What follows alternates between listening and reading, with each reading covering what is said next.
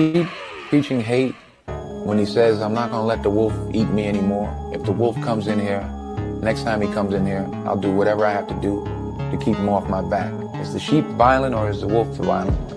He wasn't teaching hate. He was teaching common sense. You know, somebody's knocking you over the head, stop them. Do whatever you have to do to stop them. You know, the ones that were knocking him over the head were afraid of the fact that he might swing back. So they said, no, he's teaching hate. It's violent.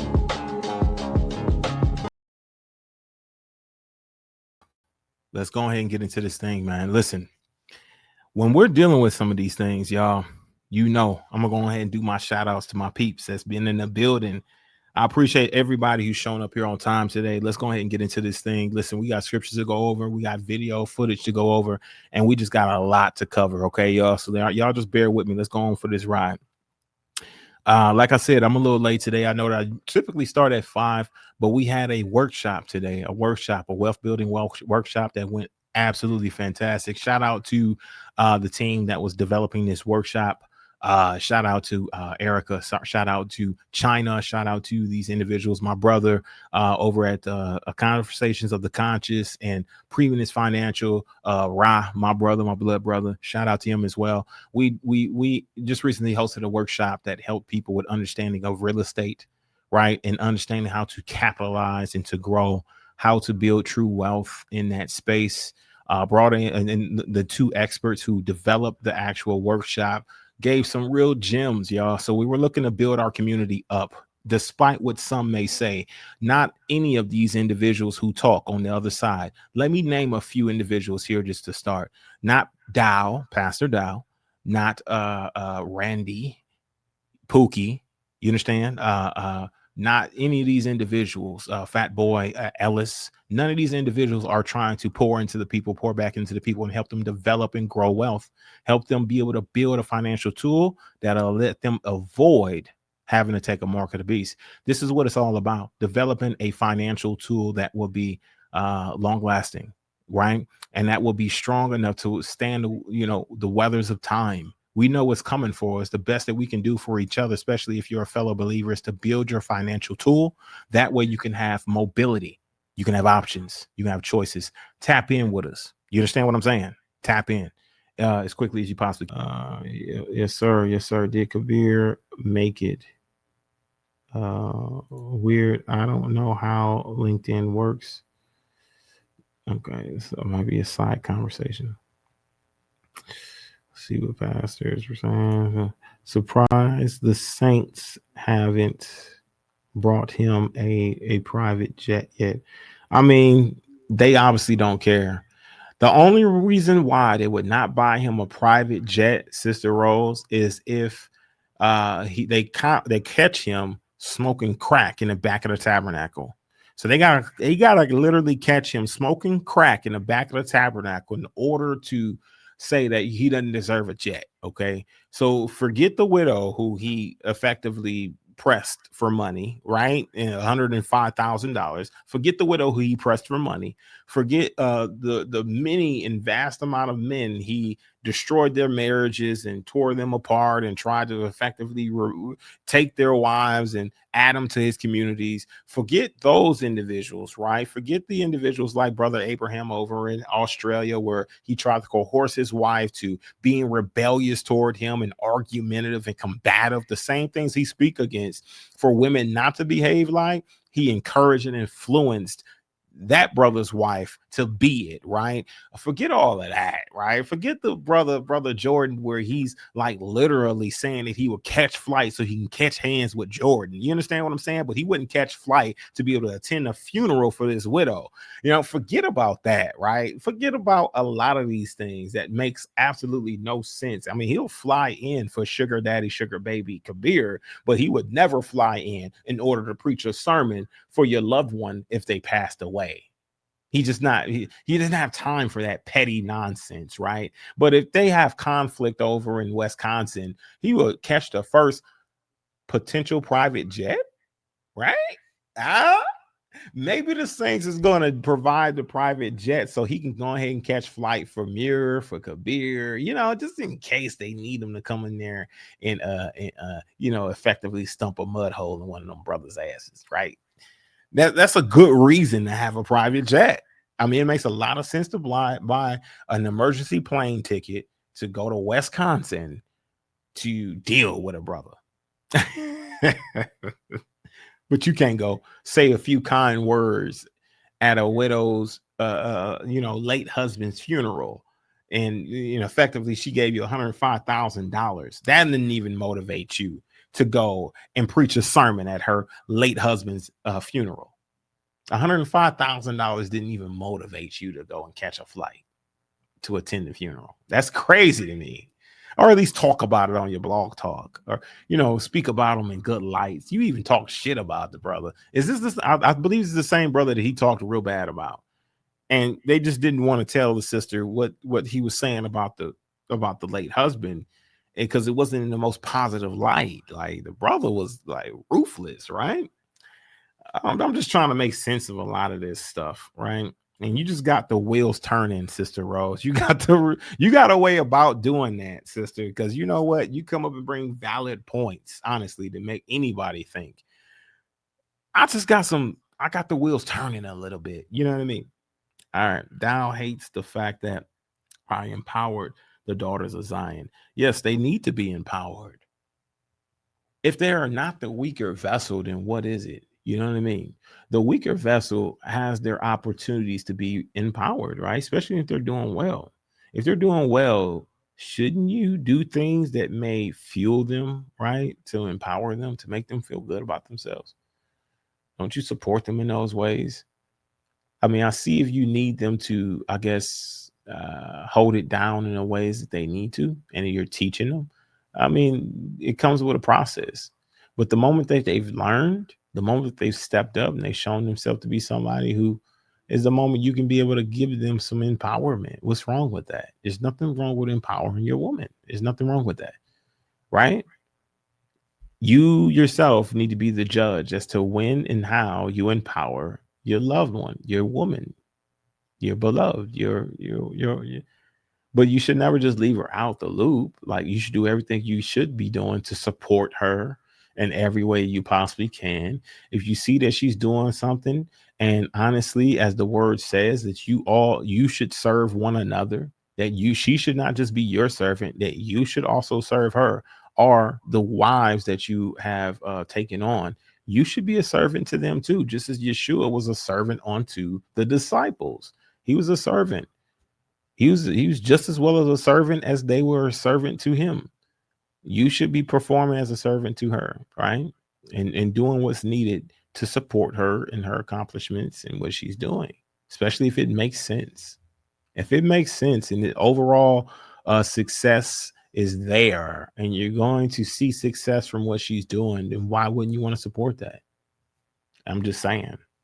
If she wants to say, hey, in order to help us out, I need to go hit this job for a little bit, and then we'll be good. We just need to do it for this. I mean, there's nothing wrong with that.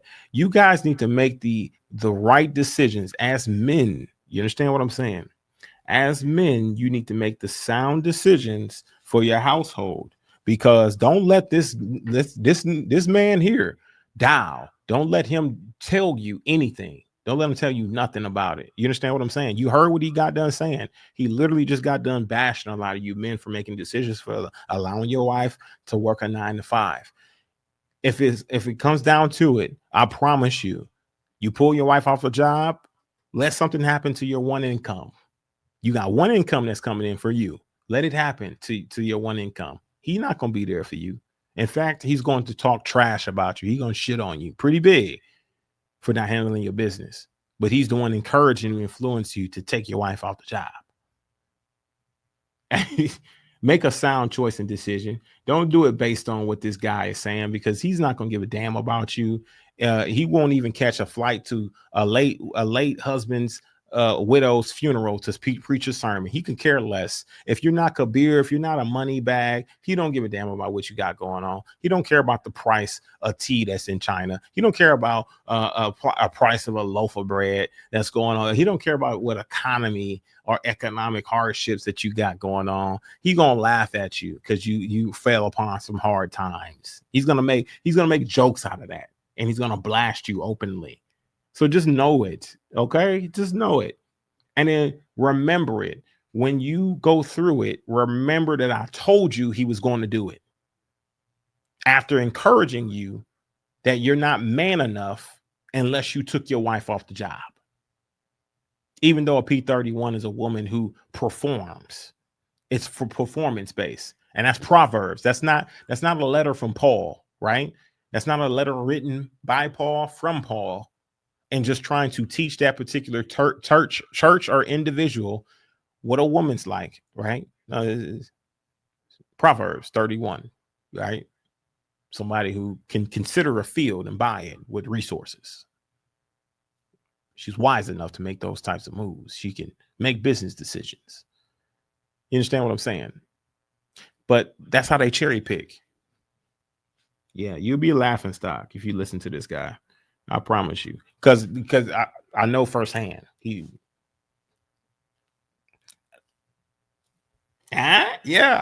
Come on. I can give you a testimony. And it's a firsthand witness testimony. I'm a firsthand account as to how you would be treated if you decide to take your wife off the job and then the income that you have maybe takes a hit and you're having to regather yourself and you get shat on by this man, by Dowell. You understand what I'm saying? Then he shits on you. I'm a firsthand. I can give you a firsthand account, firsthand experience. I'm the one. The only reason why I can tell you this and not be a Catholic because he shat on me. I did exactly what he encouraged.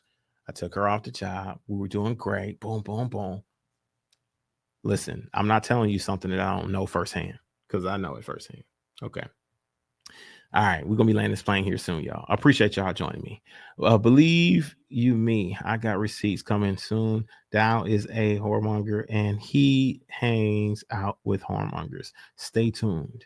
Yeah, I know you do. I'm looking forward to those receipts. I can believe that. Bless you, Mama Clay. Let's see. Has no concept of expensive, like owning and operating a private jet. The price of the aircraft is just entrance fee. Yeah. You already know it. Yeah, he would be the man to tell you for sure. Elder Jim would definitely tell you the truth on that. But yeah, for sure. Yep. Pastor Rufus, you may want to give Florian and Rello some MMA practice before Dow is still a chicken. But Vic be on their head. You hear me? Brother Vic, man. I just be like, man, bro, Vic be on they rear end. I'm not gonna lie to you. Bless you, brother Vic. Yes, sir. Getting ready for the popcorn. I find it amazing how Adam, after almost 2 years, comes and says, I was under wicked spirit. I wasn't under wicked spirit when I was paying his rent. Was I? Shaking my head. Wow, that's crazy. Super sad. Yeah, I mean, my thing is that, there's ways to stay very neutral in situations, but after 2 years, you coming out saying, oh, wicked spirit this, wicked spirit that, who's this, who's that. Honestly, you're very biased in what you're talking about and communicating. And honestly, that's the spirit you're under. You're under a spirit of man worship, man pleasing. Not only that, completely and totally submitted no matter what the individual is doing. So if the person is saying that, hey, man, the sermons is getting cardinal, he's only talking about beefing with people because that's what he was doing. He was talking about beef. Like he was beefing with everybody and anybody and their mama, right? Until everybody started to come for him, and then he started to cower down and act like that he was just some humble servant. I'm just trying to serve the people. Just makes no sense because you just recently you were grifting the following from Geno Jennings, right? And trying to steal some of his following, calling him an anti-Messiah bitch. And then next thing you know, here you are behaving like a bitch, Dowell. And it's like you cowered down and shut up, right? But when somebody gets on your ass like this, that's when you want to, you know what I mean? Take this moral high ground. It makes no sense to me, but whatever. I guess I'm still just trying to figure it out myself. Hey, y'all, just got here. Man, welcome in, brother Mega. Good to see you in this joint, brother. Good to see you in this joint. Bro, Barack, he's not smoking crack. He in back of the tabernacle. He is doing the crack in the back of the facts. He's actively snorting coke at the pulpit. Now I can't confirm that, y'all. So don't take it seriously. I can't confirm that. I'm just talking trash, but he practically is. I mean, he's doing it right there in front of y'all face. The dirt that he's doing it in front of your face. And what you want to see is he smoking crack? Is he smoking crack rock in the back of the tavern? That's sad. Let me see. All right. Young Boys Inc. All right. Yeah, we're gonna be landing this plane here soon, y'all. So let's go ahead and get prepared. Excellent podcast. Man, bless you, brother. Elder Jim McLean. Thank you so much. All right. I guess we should ask Nelly what takes place in the back of the tabernacle. She'd know firsthand. Oh shit. Pastor. Now, Pastor, that's a very interesting question. Can anybody we should really want to raise that and pose that as a real question. Like, Nelly, what happens in the back of the tabernacle, really? Like, it seems like it's all too familiar space for you. So I'm curious now. I think we all would like to know, right? I think we all would like to know.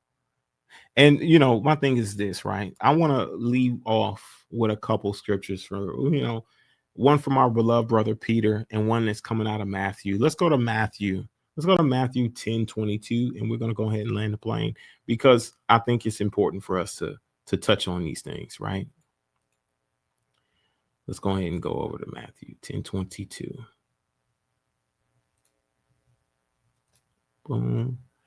That's actually a very honest question that will never get answered, right? Matthew 10:22. All right. Okay. I appreciate you guys for your patience. Let me go ahead and pull this up. And like I said, we're going to land this plane and we're going to be good to go. All right. Share.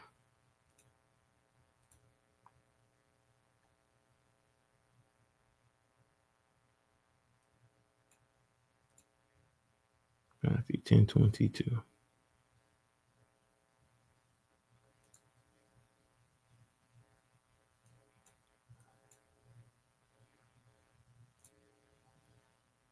All right, y'all. Let's get to it.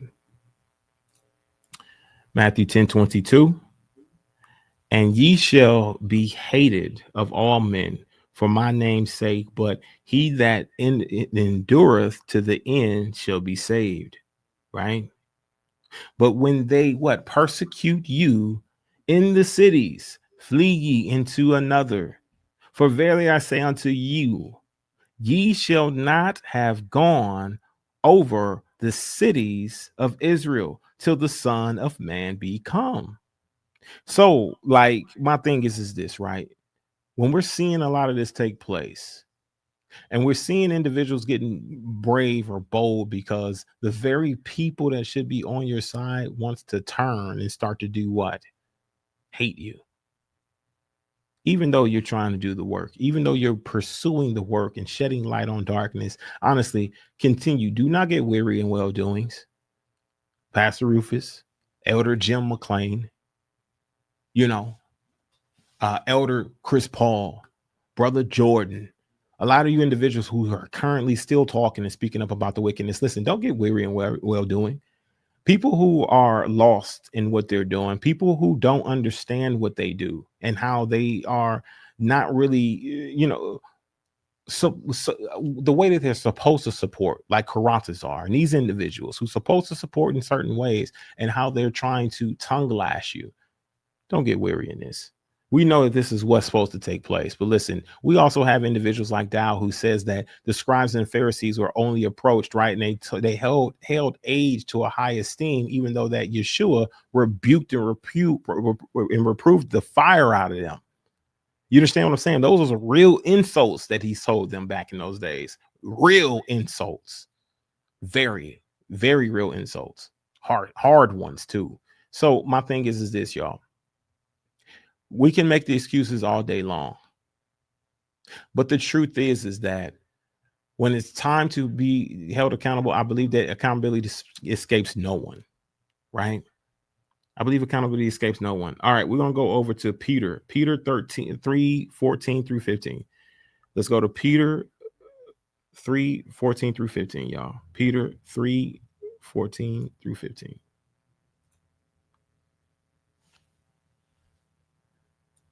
14 through 15. And if ye suffer the righteous sake, happy are ye, and be not afraid of their terror, neither be troubled,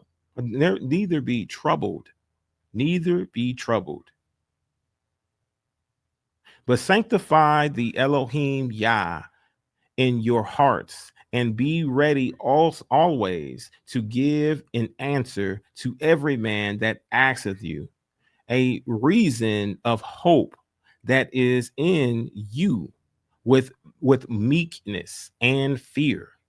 So be prepared to answer, prepared to give reason, be prepared for it, right?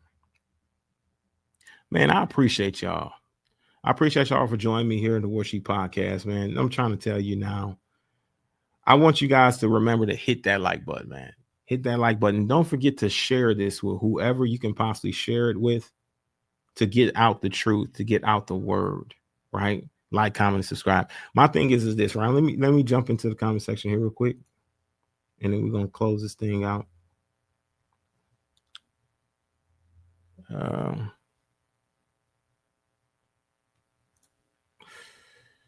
Yeah, Krantazar won't even where he. Come on now, bless you well. Nellie was going up the hill late at night with Dowell while she was married to Eric.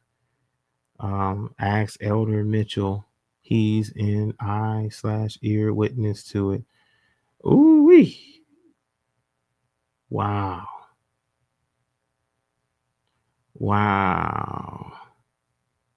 Now, that right there is something that we're going to have to definitely talk about. Wow. You don't want drama. I guess we should ask Nelly. Takes place in the back. Yeah. But bless y'all. We're going to go ahead and close this thing out, man. Bless you. Let's go ahead and drop some ram and sheep in the chat, y'all. For all the righteous alpha men, for all the elegant women who's exceptional, drop some sheep and some ram in the chat, y'all, real quick. And we're going to close this thing out. Don't forget to like, comment, and subscribe, y'all. Holla back at your boy. I really appreciate you guys' time. Peace. Bless y'all. And shalom, shalom.